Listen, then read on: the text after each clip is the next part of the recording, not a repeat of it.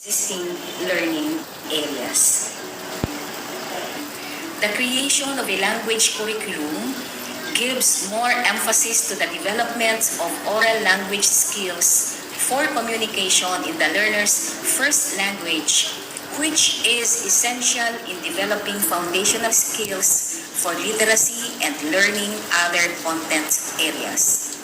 Reading and literacy equips learners with a strong foundation in reading skills, comprehension, and critical thinking, and concurrently fosters a love for reading and helps learners develop the necessary skills to become confident and proficient readers. Mathematics remains a significant part of the Matatag curriculum. Mathematics is not just about numbers and equations, but equips students with problem-solving abilities, logical reasoning skills, and the capacity to think analytically, all critical for their future endeavors. In the Matatag curriculum, our goal is to move beyond rote learning and make mathematics an engaging and enriching learning area for our students as early as grade 1. We also introduced a new learning area called Makabansa that seamlessly weaves vital content and skills from civics, arts and culture, history, and physical education and health. Layunin ng Makabansa na maikintal sa murang kaisipan ng mga mag-aaral ang malalim na pag-unawa sa sarili at kolektibong pagkakakilanlan bilang isang Pilipino na nakaugat sa kanyang pagiging bahagi ng komunidad, bayan, lungsod, lalawigan at maging rehiyon.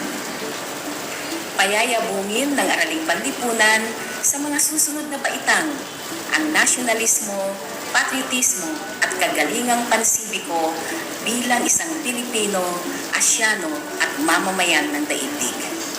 Finally, the field curriculum content we streamlined is GMRC or Good Manners and Right Conduct, which we believe needs more emphasis in a world that is increasingly without borders, where we need to teach learners how to respectfully engage various relational dynamics in a changing world and be inclusive citizens of their communities and the world.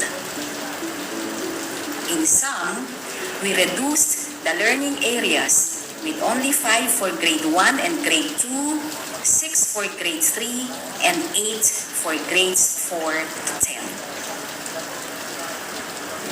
Ang mga bansa ay naglalayong makahubog ng isang aktibong mag-aaral sa pamamagitan ng paglinang ng mahahalagang kasanayang nagpapamalas ng pagkakakilanlan, pagkamalikhain, pagkamalusog, at pakipag-ugnayan sa kapwa at sa iba pang aspeto ng lipunan tungo sa pagiging holistikong Pilipinong taglay ang ika-21 siglong kasanayan. Layunin din itong mapaunlad ng mga mag-aaral ang pag-unawa sa sarili at kultural na kamalayan, kasanayan upang maging malusog at malikhain at may kakayahang makikipag-ugnayan sa kapwa at pamayanan. Kabansa will be reinforced in grades 4 to 10 as learners examine and understand nationalism in the context of the national narratives, Southeast Asian context, and global dynamics and processes in Araling Panlipunan. Sa murang isipan pa lamang ng mga bata ay nagtitintal na sa kanila na alamin ang Pilipinas at sa mga susunod na baitang maipamulat na mahalin ito at pagsisilbihan nila ito. Know the Philippines, love the Philippines, and serve the Philippines is heavily inculcated in Makabansa and Araling Panlipunan learning areas and widens their understanding as they tackle Southeast Asia context and global dynamics and processes. We decongested the curriculum by 70% while ensuring that the heavier weight of the learning areas would be on English, Filipino, Science, Mathematics, and EPP TLE, or technical livelihood education, all of which supports our focus on the essential skills of literacy and numeracy. The act of decongesting our curriculum, reducing overcrowding, and focusing on the essential elements of learning has profound implications for our learners' educational experiences. First, this approach now provides learners with the time needed to truly understand and assimilate the foundational elements of learning rather than simply dabbling in a vast array of topics. Second, a less crowded curriculum allows learners to focus more intently on each learning area, leading to a deeper comprehension and retention of knowledge.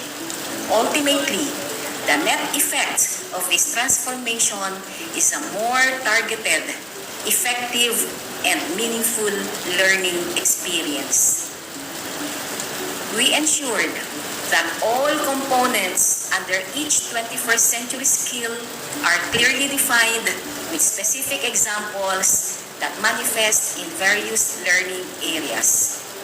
We recognized the importance of reinforcing the 21st century skills of our Filipino learners, aiming to equip them beyond just the traditional learning domains.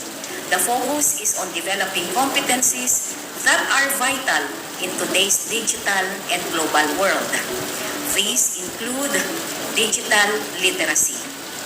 As we inhabit an increasingly digital world, the curriculum aims to enhance learners' ability to use, create, and understand digital media, ensuring they can navigate this digital age effectively.